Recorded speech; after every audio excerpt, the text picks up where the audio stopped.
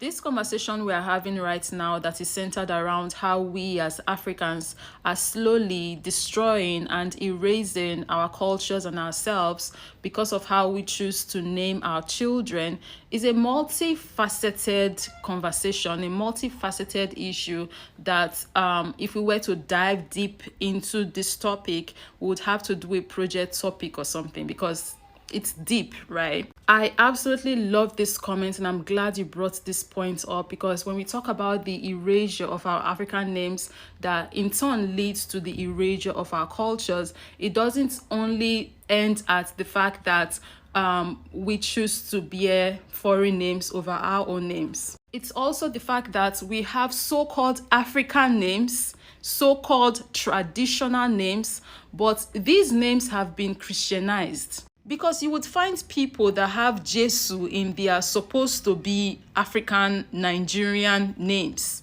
Again, Nigerian here, so I am narrowing this down to Nigeria. I cannot speak for the whole continent, but do let us know if this happens in your country as well. As a child, it really used to confuse me. I used to wonder, how exactly did Jesus get into our traditional names? As a child, though, I never asked any questions. I just accepted it for what it was.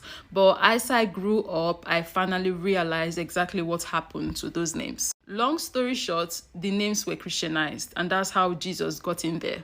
And it's the same thing that happened here with Owaifo's friend's surname.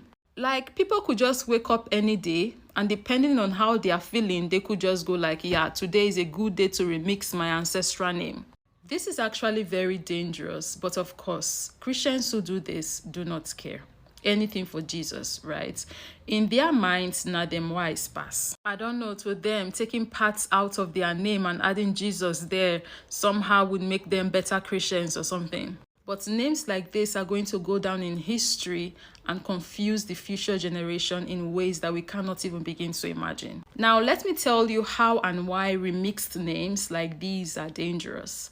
We already have people who are blackwashing and Africanizing the Bible and Christianity. They are trying to erase the history of how exactly Africans became Christians. They're trying to make it seem like before colonization, we knew who Jesus and his father was. If in 200, 500 years we have not solved this mental slavery that is running rampant on this continent, this gross level of indoctrination that our people are suffering from, names like these, so-called African names like these that have Jesus in them, is going to be a problem then. Then these names would have been solidified African names, and they can use them as proof that Africans always knew Jesus and Christianity is African. Because why else would they have Jesus in their traditional name if he wasn't African?